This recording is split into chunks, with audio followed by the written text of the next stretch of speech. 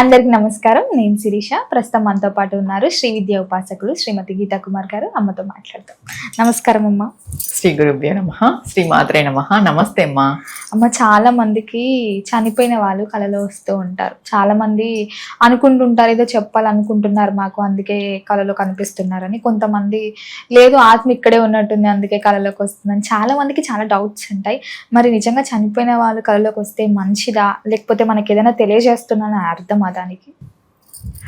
అసలు ఎందుకు వస్తారు చనిపోయిన వాళ్ళు? పూర్వీకులు, పెద్దలు, కాలం చెందిన వారు కలలోకి ఎందుకు వస్తారు? ఒకటి, చనిపోయిన వాళ్ళకి మన పైన ప్రేమ ఎక్కువ ఉన్నా కలలో కనిపిస్తారు.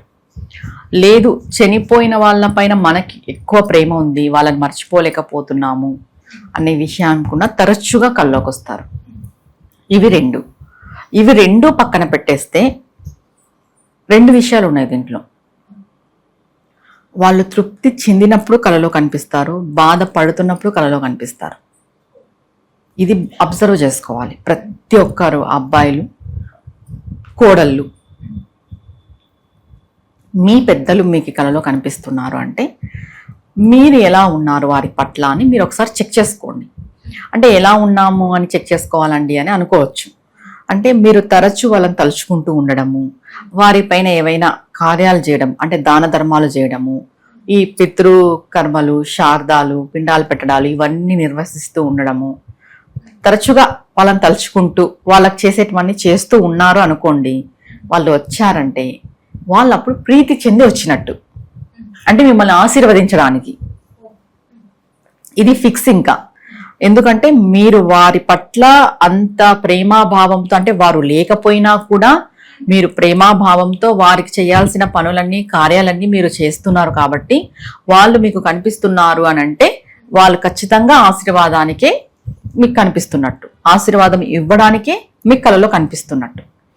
రెండో విషయం, మీరు అస్సలు వాళ్ళని తలవట్లేదు, వారి కోసం ఏమీ కూడా చెయ్యట్లేదు, ఏ కార్యాలు కూడా మీరు చేయట్లేదు. వాళ్ళు వచ్చినారు అంటే ఖచ్చితంగా వాళ్ళు బాధపడుతూ వచ్చినట్టే. ఇది ఎవరికి వాళ్ళు చెక్ చేసుకోవాలి. ఎవరింట్లో సిచ్యువేషన్ ఎలా ఉంటుందో మనకు తెలియదు కదా అమ్మాయి. చేసేటోళ్ళు పెద్దల్ని బాగా గుర్తుపెట్టుకొని అన్ని చేసేవాళ్ళు. వాళ్ళు వచ్చారు, ఒకటే ఫిక్స్ అయిపోండి, మాకు వాళ్ళ ఆశీర్వాదం లభించింది అని. ఏమీ చేయరు, అసలు గుర్తు కూడా చేసుకోరు. వాళ్ళు వచ్చారు అంటే ఖచ్చితంగా బాధతో వచ్చినట్టే. ఇది రెండు విషయాలు. ఇంకొకటి, వాళ్ళు కలలోకి వస్తున్నారు అనంటే ఎప్పుడు కూడా వాళ్ళ ఒక కుటుంబం యొక్క రక్ష కోసమే వాళ్ళు వస్తారు, వాళ్ళ వంశాన్ని కాపాడడం కోసమే వాళ్ళు వస్తారు. చాలా మంది ఏం చెప్తారంటే చనిపోయిన వాళ్ళు కల్లోకి రాకూడదు అంటారు కదా, అది అపోహనే. ఎందుకంటే అన్ని రోజులు వాళ్ళు మనతో ఉండి ఒక్కసారిగా వాళ్ళ ప్రాణం పోతుంది, అవునా? కానీ అప్పటికీ వాళ్ళకి మన పైన ప్రేమ, ప్రీతి ఉంటుంది. బందీ అయిపోయి ఉంటుందమ్మా జీవి అనేది. ఈ బందీ అయిపోయినప్పుడు తరచుగా వాళ్ళు మన వంశాన్ని కాపాడడానికి, వాళ్ళు మనల్ని కేర్ చేయడానికే కలలోకి వస్తారు. మనం వాళ్ళు వచ్చినంత మాత్రాన ఏదో జరిగిపోతుంది అనుకొని రాకూడదు అనుకోవడం పొరపాటు, అపోహ మాత్రమే అది. ఇంకొకటి, మీరు ఏవి చెయ్యట్లేదు వాళ్ళ కోసము అంటే, వాళ్ళు వస్తున్నారు అని అంటే వాళ్ళ కోసం చేయడం మొదలు పెట్టండి. పితృకార్యాలు చేసుకోవడం, దాన ధర్మాలు చేసుకోవడం, పిండ ప్రదానాలు పెట్టడం, ఇలా పెద్దల్ని గుర్తు చేసుకుంటూ తరచూ ఉన్నారంటే ఆ కుటుంబానికి పితృదేవతల యొక్క రక్ష ఖచ్చితంగా ఉంటుంది. ఎందుకంటే దేవతలు ఎంత ఇంపార్టెంటో మనకి పితృదేవతలు కూడా అంతే ఇంపార్టెంట్. ఈ విషయాన్ని ప్రతి ఒక్కరు మర్చిపోయి దేవతలే ఇంపార్టెంట్ అనుకొని మనం దేవుళ్ళకి ఇచ్చినంత ప్రాధాన్యత పెద్దలకి ఇవ్వట్లేదు. కానీ పెద్దలు కూడా ఇంపార్టెంట్. ఇది ఎలా చెప్తామంటే శాస్త్రానుసారంగా చూసుకుంటే సాక్షాత్ పరమేశ్వరుడు అట్లాగే మన పూర్వీకుల్ని పెద్దల్ని అడుగుతాడంట, మనకి వంశాన్ని ప్రసాదించాలంటే నీ వంశం వృద్ధి చెందాలని నువ్వు అనుకుంటున్నావా లేదా అని. అంటే పితృదేవతల్ని వాళ్ళని అడిగే మనకి వంశాంకురాన్ని ఇస్తాడు, మన వంశం వృద్ధి చెందడానికి ఈశ్వరుడు ప్రసాదిస్తాడు. అలా వాళ్ళు ప్రీతి చెందకపోయినా, వాళ్ళ ఆశీర్వాదం లభించకపోయినా సంతానం కలగదు. కలిగినా మనకి మగ సంతానం కలగదు. అంటే వంశవృద్ధి మగ సంతానం వల్లే కదా కలిగేది, మగ సంతానం కలగదు. అస్సలు వాళ్ళ ఇది లేదు అంటే అస్సలు సంతానమే కలగదు. వాళ్ళ సంతానం పైన చాలా పాత్ర పోషిస్తారు పూర్వీకులు. మనకు సంతానం కలిగి మన వంశం వృద్ధి చెందాలంటే ఖచ్చితంగా పితృదేవతల యొక్క ఆశీర్వాదం మనకు ఉండాలి ఉండాలి ఉండాలి. అమ్మ, చాలా మందికి కూడా కొన్ని డౌట్స్ ఉంటాయి. చనిపోయిన వాళ్ళ వస్తువులు వాడొచ్చా, ఎవరికైనా ఇవ్వచ్చా అని చెప్పి. ఖరీదైన వస్తువులు కూడా ఉంటాయి, వాళ్ళ వాచెస్ అని, మంచి మంచి గిఫ్ట్స్ అని పెట్టుకుంటూ ఉంటారు. చాలా మంది అవి బయట వాళ్ళకి ఇవ్వడానికి కొంచెం అటు ఇటు ఉంటుంది. మరి ఇవ్వచ్చు అంటారా? ఒకవేళ మనం తీసుకుంటే వాడుకోవచ్చు అంటారా? మనం చనిపోయిన వారి వస్తువులు కొన్ని వాడచ్చు, కొన్ని వాడకూడదు. ఇంట్లో వాళ్ళు కూడా, ఇప్పుడు అత్తగారు కానీ మామగారు కానీ మరణించుంటారు. మరణించినప్పుడు ఏమైపోతుందంటే అత్తగారికి సంబంధించిన గోల్డ్ కానీ వస్త్రాలు కానీ కోడళ్ళు తీసుకుంటారు. కోడళ్ళకి అధికారం కూడా, కూతుర్లకి కాదు. అంటే ఇది మా అమ్మది, మా అమ్మ బంగారు, మా అమ్మ అవన్నీ వస్తారు కూతుర్లు చాలామంది.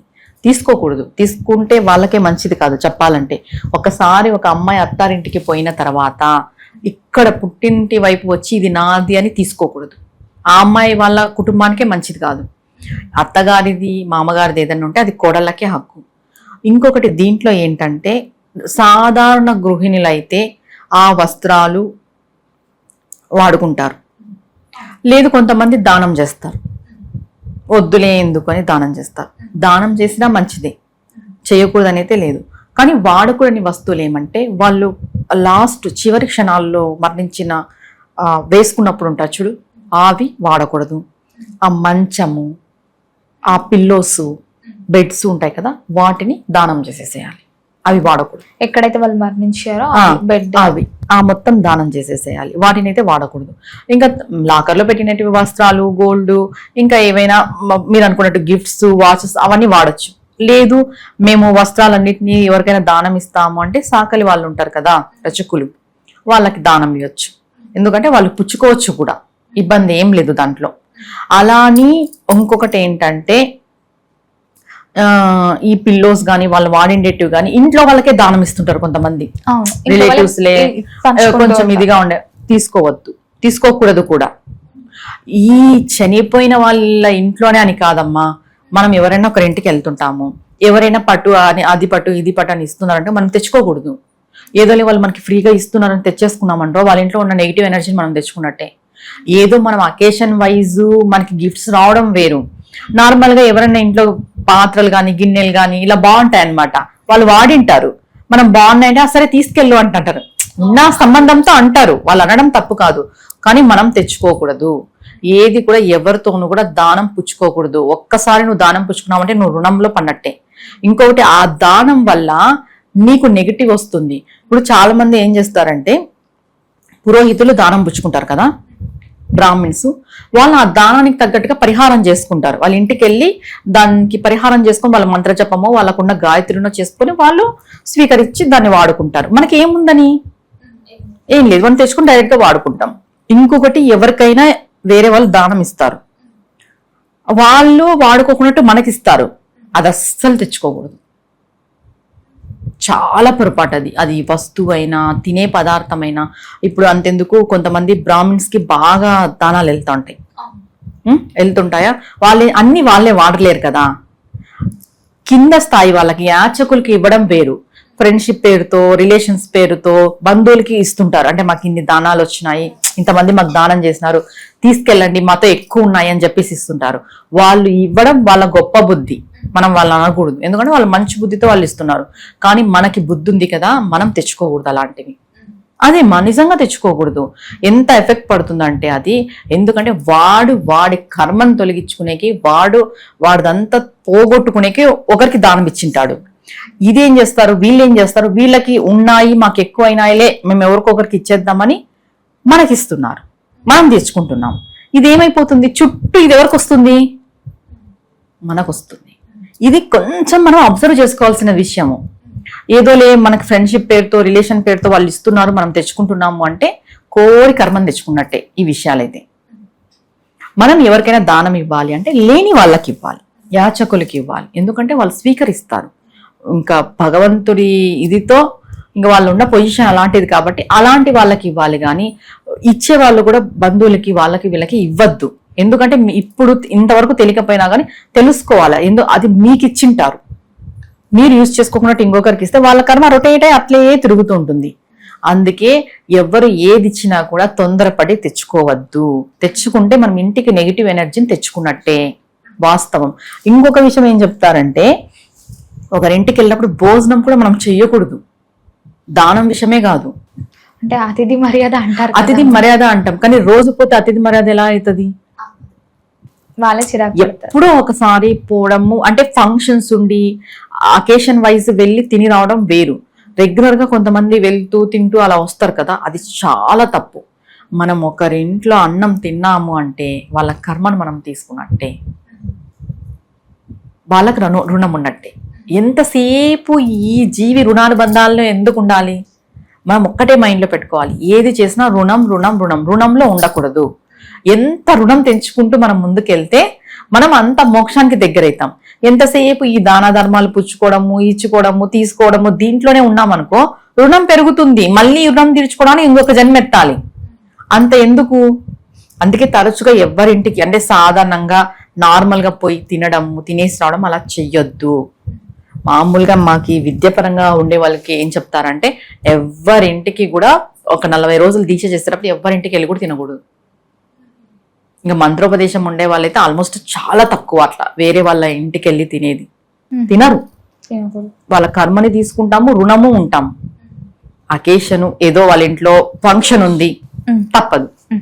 అంతేగాని తరచుగా ఒకరింటికి వెళ్ళి వాళ్ళు ఏదో భోజనాన్ని పిలిచినారనో, లేదా భోజనం టైంకి మనం వెళ్ళినామనో, లేదండి మేము ఇంటికి వెళ్ళి తింటాం, లేదా తినేసి వెళ్ళండి అంతే. మీ ఇంట్లో మనం వండుకున్న తినేసి వెళ్ళండి అంతే తప్ప ఇచ్చినారని దానము, పెట్టినారని భోజనము, ఈ రెండు పుచ్చుకుంటే రుణానుబంధంలో పడిపోతాం, కర్మని కొని తెచ్చుకుంటాం. అమ్మ మొత్తం మీద మాకు తెలియని ఎన్నో మంచి విషయాలు తెలియజేసినందుకు ధన్యవాదాలు. నమస్తే అమ్మా.